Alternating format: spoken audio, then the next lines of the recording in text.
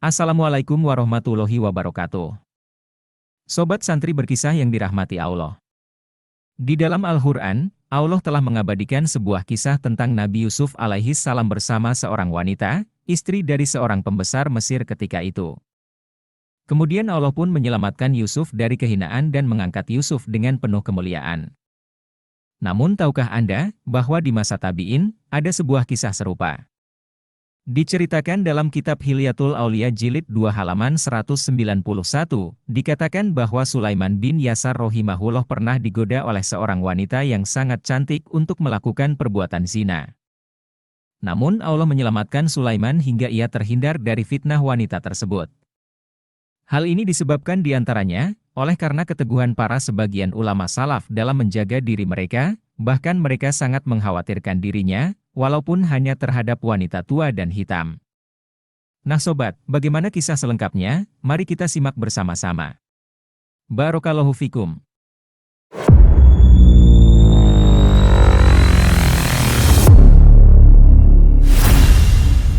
أعوذ بالله من الشيطان الرجيم يهدي به الله من اتبع رضوانه سبل السلام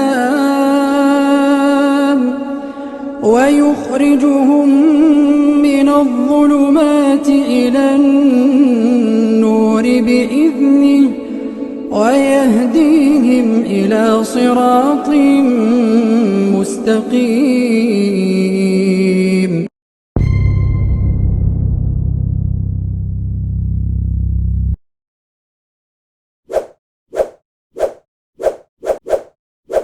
Kisah lelaki dan wanita penggoda.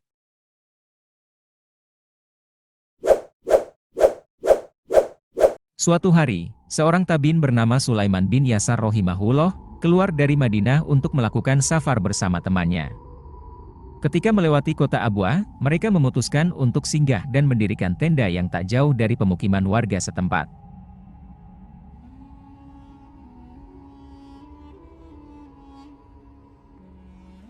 Tak lama kemudian, temannya pergi berjalan menuju ke sebuah pasar, untuk membeli bekal makanan mereka berdua.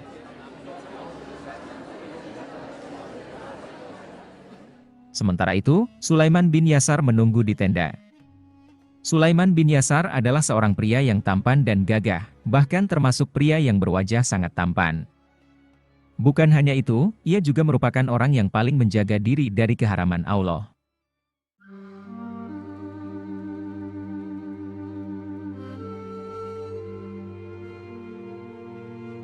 Tanpa disadari oleh Sulaiman bin Yasar, dalam penantiannya tersebut, ternyata ada seorang wanita dusun dari penduduk gunung, tengah memandanginya dari tenda miliknya. Wanita itu tak melepaskan pandangannya dari Sulaiman bin Yasar. Dari kejauhan ia mengagumi ketampanan wajah Sulaiman, juga kegagahannya. Tak mampu menahan kekagumannya, maka turunlah dia dari atas bukit, menemui Sulaiman dengan memakai cadar dan sarung tangan.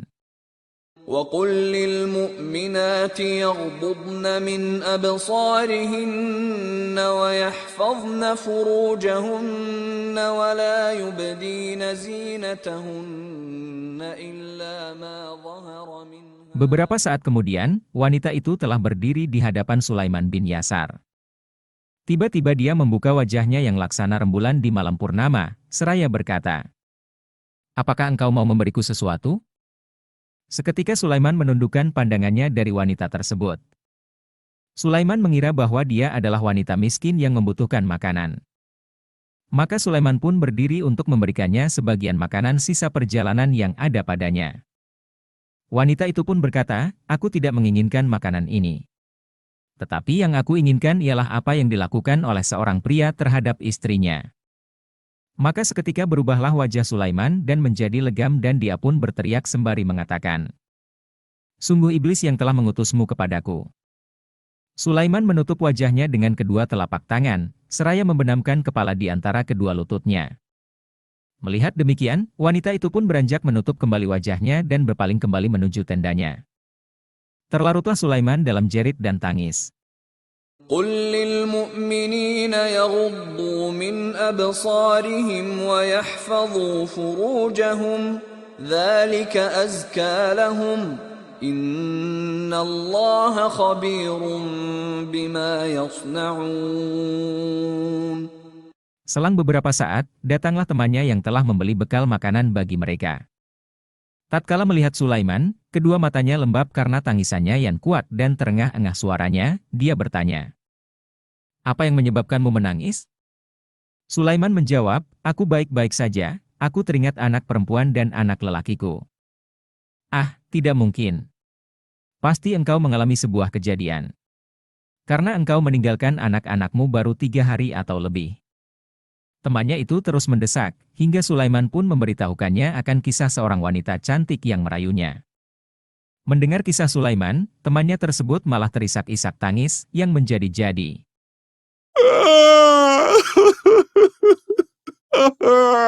Sulaiman pun bertanya keheranan kepadanya, "Dan engkau sendiri apa yang menyebabkan engkau menangis?" Temannya menjawab, "Aku lebih berhak menangis daripada engkau." "Kenapa?" tanya Sulaiman penasaran. "Karena sungguh aku khawatir, jika seandainya aku yang berada pada posisimu, maka belum tentu aku bisa bersabar dari wanita tersebut." Keduanya pun menangis.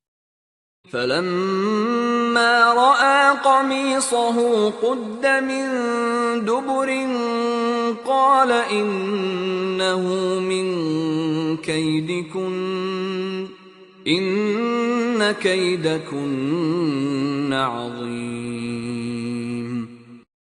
لبيك اللهم لبيك لبيك لا شريك لك لبيك إن الحمد والنعمة لك والملك لا شريك. Singkat cerita, sesampainya Sulaiman di kota Mekah, setelah melakukan tawaf dan sa'i, beliau pun mendatangi Hijr dengan berselimut kain. Kemudian beliau pun mengantuk dan tertidur sejenak. Tiba-tiba datanglah seorang pria yang tampan dalam mimpinya.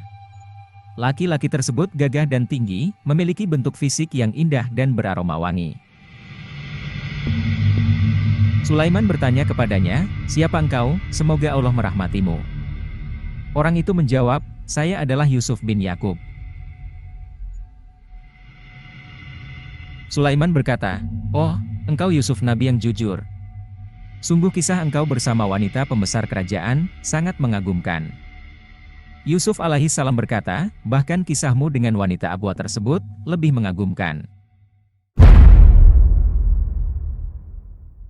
وراودته التي هو في بيتها عن نفسه وغلقت الأبواب وقالت هيت لك قال معاذ الله إنه ربي أحسن مثواي إنه لا يفلح الظالمون. Nah sobat, demikianlah kisah kita kali ini. Semoga kita semua dapat mengambil hikmah dan pelajaran darinya.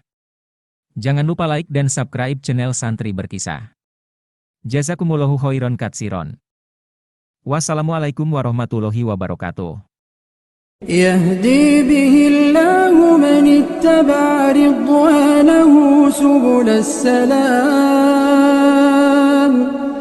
ويخرجهم من الظلمات إلى النور بإذنه ويهديهم إلى صراط مستقيم.